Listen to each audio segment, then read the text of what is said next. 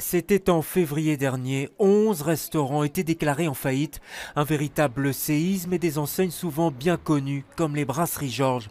Mais elles ne sont pas les seules et loin de là. Bruxelles détient d'ailleurs un triste record, alors que les autres régions se tassent. 860 faillites depuis janvier, ce qui fait une augmentation de plus de 60% par rapport à l'an dernier.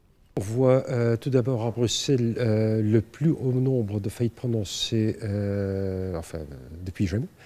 Même à tel point qu'il y a plus de faillites à Bruxelles actuellement qu'en Wallonie. C'est la première fois qu'on constate un phénomène comme tel. Et au niveau d'emploi, on est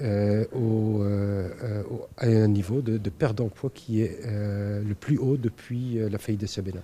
Et au total pour Bruxelles, il faut compter une perte de 1572 emplois. Triste record donc. Mais à quoi est-il dû? Aux attentats, aux piétonniers ou aux tunnels? Pour les chercheurs de la société anversoise Gredon qui analysent ces chiffres, la vraie raison se trouve ailleurs. Ce qu'on constate surtout et avant tout, c'est que les tribunaux même ont quand même changé leur stratégie, leur politique.